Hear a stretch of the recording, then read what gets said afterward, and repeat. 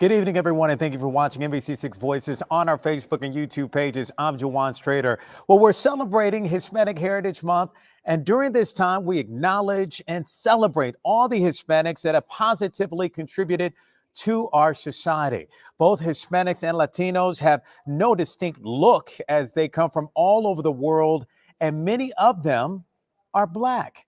Well, listen to this. During the transatlantic slave trade, Africans were sold to many countries like Puerto Rico, Cuba, Dominican Republic, Peru, Panama, just to name a few. And the word Hispanic includes people from ancestry from Spain and Latin American Spanish speaking countries. The word Latino includes people from Latin American countries that were formerly colonized by Spain and Portugal. So today, I'm joined by two Afro-Latinos from our South Florida community. Please welcome NBC6's Carolina Peguero and Public Affairs Manager for Miami-Dade Corrections, Juan Diaz-Granados. Welcome to the show. Thank you for having us. You got it, Carolina. We got you. Yes, we got you. Good evening, everyone. I'm excited for this great conversation. I am too. I really am. And you know what? A lot of people don't know your stories and know your background. So I want both of you to share your stories with us. So Carolina, let's start with you. Share with us your background and why you identify as Afro-Latina. Well, good evening, everyone. My name is Carolina Peguero. I am an NBC6 and Telemundo 51 field reporter. I am from Boston, Massachusetts, and I do identify as Afro-Latina for several reasons, hence the hair.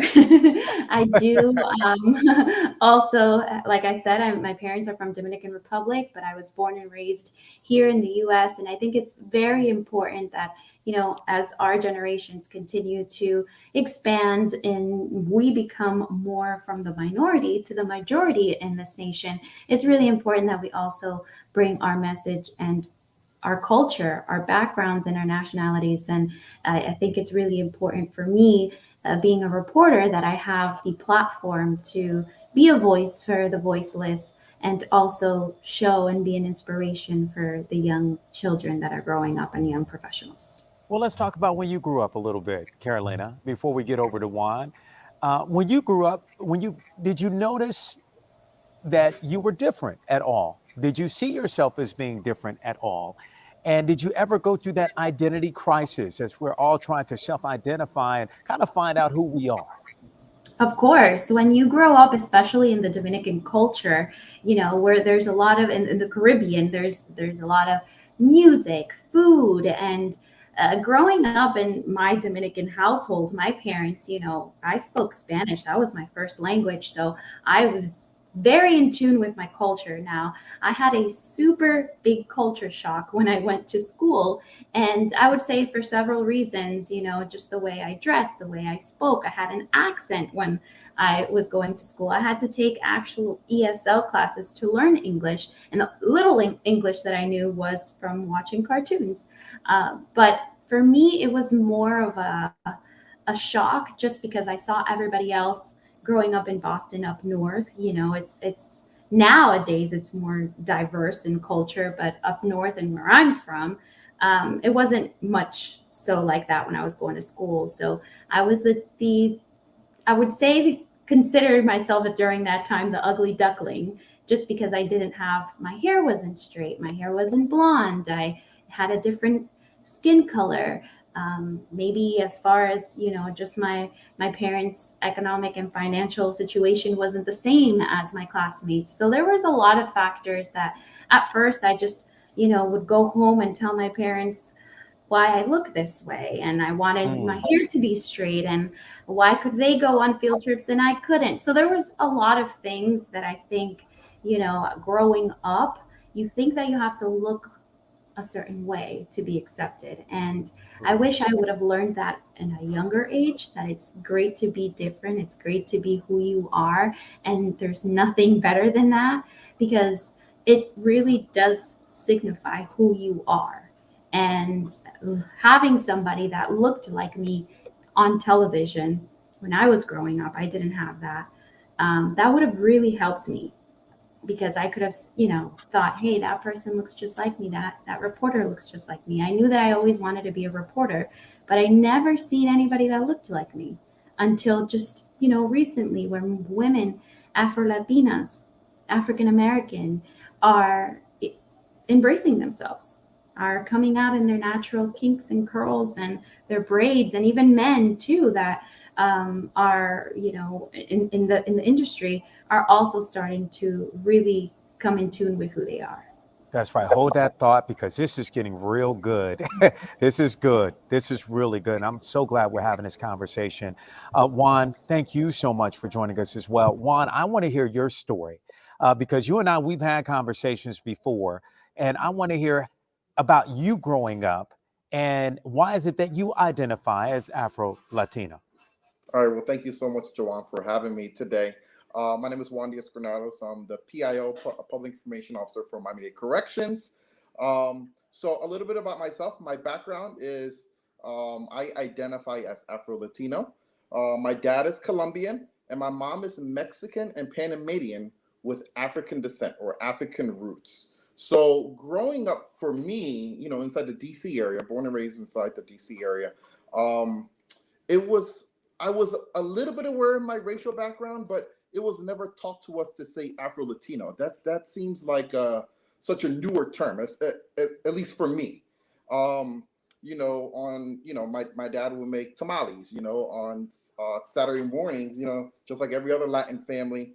Um, you know, my parents will wake us up, me and my two brothers up, to do chores, and we'll be listening to Suavemente 7 in the morning. We're like, why are we listening to this at 7 o'clock in the morning?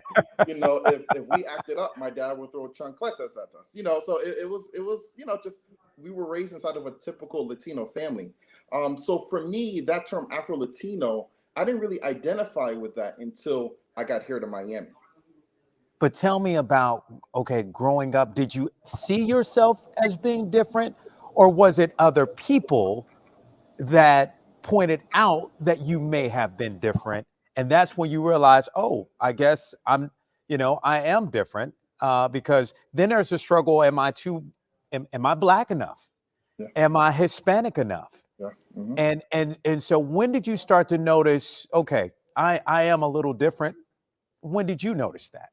I noticed that in high school. For me, the way I look at it is I kind of get the best of both worlds, but the worst of both worlds. Remember, in elementary, middle, and high school, filling out the forms when you had to take when you had to take the SAT test, and there would be a little bubble where you would say, "Are you Hispanic, Latino? Are you black? Are you other?" I always chose other, just because I was a blend of everything. So there was always that confusion inside the DC area. DC is known for, the number one Hispanic group is Salvadorians, then it's Guatemalans. So when I was in high school, the Salvadorians and Guatemalans, they would always say, look, your Spanish isn't good enough. You're not one of us. You're a little bit darker than us. They're very, very, light skinned. So they were like, no, no, no, you can't sit at this table. You got to go over there. So, I will go to my black friends and go sit at their table. And they would say, dude, your name is Juan. Your last name is Diaz Granados. You do not belong over here. So, sometimes I felt like a man without a home just because you really didn't know where you belonged. Growing up, you're still trying to find yourself, your identity. So now I've been able to embrace it, especially being inside Miami where it's a melting pot. I'm a part of NABJ, NAHJ. I celebrate Hispanic Heritage Month and also Black History Month. But yeah, there was that identity crisis growing up, and I really didn't embrace it until I got here in Miami. And to be honest, I'm still learning about myself. I'm still learning about my parents' roots, their grandparents, and so forth. To me, it's just such a newer term. Well, it's interesting because you're hearing Carolina's story, and she's talking about growing up and how there weren't many role models in front of her aside from her family, and but that maybe were in the industry that she could look up to. But now things are changing. We're starting to see now a little bit more diversity. Did you see that one? Did you feel that you had enough role models that look like you growing up doing what you wanted to do? I did because when I was in high school and college, I've always wanted to be a TV reporter, TV anchor. And then, so I did that for a couple of years. But who I looked up to was Soledad O'Brien. You know, a lot of folks don't know that she's Afro-Latino. She identifies as both. And then you also, you know, most recently, I think it's La Negra. I met at La Negra. Then there's also Kristen Milian. There's Lala Anthony. So more and more folks are coming out and embracing their Afro-Latino culture. But for There's me, Juan growing up, it Diaz was Soledad Granados, O'Brien, and just there's because she Carolina was, Peguero as well. yeah, There's exactly. Juan, and there's Carolina Peguero, because you guys are both role models, and I apologize for cutting you off, Juan. No, no worries, no worries, no worries. And No, so for me in the industry, it was Soledad O'Brien. Soledad O'Brien. So, Carolina, I want to go back to you. And I want to go back to your discussion, just talking about that, talking about the role models and everything else. But how painful was it? Did you ever feel some sort of hurt because of it for a while until you got to a place where you started to really embrace your who you are? Did you ever feel or doubt, like, man, what's going on here? Why do I look different on the Ohio State University, which has, I can't tell you how many students there at the university. So how did you deal with that? Well, I think, this industry is competitive already within itself. And I think what a lot of, early professionals are trying to just make it and be accepted and gain experience. So the least of what you want to be is a distraction. And I will say, I always tried to like tame my talent and tame my way of how I'm supposed to look and express myself. And then I realized, no, it's okay to be different. It's okay to express your opinion. It's okay to express the way you dress, express the way that you are. If you're a loud person, if you are a more shy person, or if you just in general love talking to other people, which obviously that's our profession, I just couldn't keep quiet. And I think for me, what really helped me was to rebel after I noticed, my nieces and nephew who also are growing up and having, troubles with identifying themselves, of how it is so important as a child for you to have that base and that security and that support, that you can have that confidence and be like, I'm walking around my classroom and walking around, you know, my city, having my name on my chest. And for me, there's nobody else that can really root for myself other than me. And I think that really honed in with myself, with how my opinions, my values, my cultural background. And like Juan mentioned, growing up, Afro-Latino, Afro-Latina, Latinx, that those weren't terms that, Yeah. were heard of. And I think now it's really important. We can be more than one thing. I'm not just Dominican. I'm Dominican. I'm American. I'm from Boston. I'm a Miami resident now. And I've picked up on some of the Cuban words, and it's just beautiful to see that, as long as you can accept yourself and you are confident about yourself, people one day, if they may not be, open to receiving a shock right away from just our culture in general, one day people will get used to it, and you'll warm up to people. So I think it's just really important that us in general just embrace ourselves, embrace our culture, embrace our family and our legacy, and let it be known who we are. I believe that too. I believe it's important that we embrace our cultures as well as our history. And Juan, I want to ask you, and I want to ask both of you this question. Do you believe that there's a colorism issue within the Latin and Hispanic communities? I think there is. You know, I mean, you just look around the Caribbean. You could look at Brazil. I'm not sure if you know this, but Brazil is the half of the population identifies as Afro-Latino. And what amazed me was last summer when we were having a George Floyd protest here in America, they were protesting down in South America. But yes, colorism is real. You know, I have two younger brothers. The My brother who's right underneath me is darker skinned than me, And what always cracks me up is, you may be a darker skin tone, and you may walk into a restaurant, a barber shop, or so forth, and your Latino barber may be saying something in Spanish, and it's like, no, I understand. No, he understands what you're saying. We hear what you're saying about our hair. We hear what you're saying Yeah. about how we dress, and just because we're not as light a shade of you, doesn't mean that you can't take our Latino identity away from us. So yes, it is real. We still face it. And to me, I think we still have ways to go. We've made a lot of progress, but we still have ways to go. Carolina? Definitely. Just to add on to Juan's Yeah. point, growing up in Dominican Republic, we literally share an island with Haiti, and everything that has happened recently, on the island, and it's just it's crazy how Dominican. It sucks that in the Dominican culture, however, it still has been like, I'm higher than the Haitians, or I'm not Haitian because they live on the other opposite end of the island, which that I would say is more of a traditional back in the day opinion that doesn't happen anymore as far as in our generation, because I have Haitian cousins. I have uncle that's half Haitian, and I hurt for my Haitian community and family that is suffering right now with everything that has happened with their president, and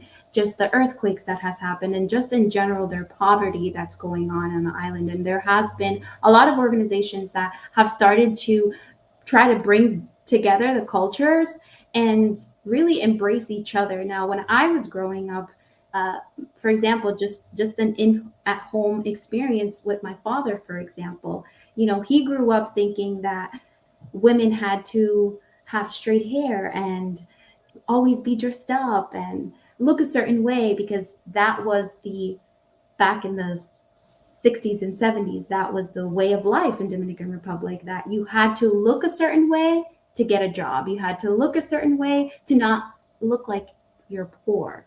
And having my hair this way was more of like a rebellion, Hmm. for a lot of growing up, like, oh, she's rebelling. She's not keeping up with how it should be. And it sucks that, even so close in the bloodline, you've had have to educate your family members, you have to educate your friends, you have to educate your coworkers, the people that you interact with. And it's up to us to educate, because unfortunately not everybody is going to have a computer or have the time to look up Haitian history or Dominican history. But I will say that now, especially like I've mentioned before, that I have this platform, it's so dear to me to bring this message of us accepting each other and loving each other and our culture. And again, in Dominican Republic, we are a melting pot. So for me, it was a struggle, but I identify as Afro-Latina, as Dominican, as being from the US, and being the American dream that a lot of my family members and cousins that live on the island haven't been able to do that. So I think it's important for us to keep in tune. I love the fact that you said using your platform, because you do, just like you said, with the curly hair. Did you ever get any type of pushback because you wore your hair curly on television? Very much so, and I was very afraid. It's not, a lot of people think it's just hair. No, it's a definitely a, I say like jumping the broom. It's Mhm. definitely an accomplishment a with yourself and being brave and tearing down all these stereotypes of what a reporter is supposed to look like, or what a mayor is supposed to look like, or an anchor or a police officer. At the end of the day, my hair has nothing to do with the way that I report my news. It's just an added like cherry on top. She's different and she looks intriguing, but at the same time, I'm listening to her and I'm embracing her of how she looks on television, where I think just breaking down those walls and being more natural and being more yourself is, television doesn't lie. And I think you guys can, vouch for that as well. And people at home, they notice it. And Oh that's yeah. where the community relationship really happens, where I've been, I've had people run into me and they tell me, I love that you wear your hair curly because my daughter, she looks at you and she says, Mom, she has the same hair as me. Or even my son. I even have had people, mothers, Wow. ask me, what products do you use on your hair? I That's would right. love to know. So it's just having that added feature, that added aspect of giving people a little bit about you without actually telling them. I And love it. and Jawan, I can echo Yeah. that. The Yes. fact, I can't really relate when it comes to hair, but I do remember conversations with my abuela and my dad, and they were talking about discrimination within our own family. I mean, you're talking about when it comes to your skin color and your hair texture. My grandma, she had curlier hair. It was a little bit more thicker, while her sisters, they had more straight hair. And my grandma was always confused as to why she came out looking different than my sisters, and she learned to embrace her hair. So it's definitely, I think, generational. My grandma does not know the term Afro-Latina. She does not know the term Afro-Latino, but I think it's growing, and I think, like I said, we're embracing who we are in 2021, and I think it's going to continue to grow. Latinx was a term I just heard of 2 years ago. So there's a lot more education that will be done and can happen, and I think we're on the right path. I do too. And I want to ask both of you this because earlier this year, when the movie In the Heights hit theaters, Latinos were elated to have representation on the big screen. But many Afro Latinos say that director Lin-Manuel Miranda fell flat on representing them in the film. So, Juan, I don't know if you got a chance to see the movie or not. Do you feel that there's a lack of representation, though, of Afro Latinos in the mainstream media? I do. I do. I think that, I think I read a study recently that a quarter of Latinos are actually Afro Latino, but they actually don't come out and embrace it. They don't come out and tell folks that they're Afro Latino. So I think, like I said, it's such a new term and people are scared. And for some reason, there's this stigma that, if I identify as anything African, anything Black, is going to affect me negatively, which is quite the opposite. You have so many Afro Latinos coming out doing great things. I did not get a chance to, I refused to watch it just because I heard of the backlash. So I did not Oh, watch that film. oh, But wow. when I read the reviews, I was, disappointed. And I think they could have done better. And I think that moving forward, they know better because, especially up in New York, it's just such a big melting pot. You can look at any country in the Caribbean or in South America, there are Afro Latinos in that country. So for them not to have one or a couple featured in the film was disappointing. Well, Carolina, how do you feel? me, I definitely went and did my homework and I went and looked, and I watched it. And I do feel like they dropped the ball on some parts just because, yes, they had the main characters as being Afro Latinos or just being Latinos, Hispanic characters.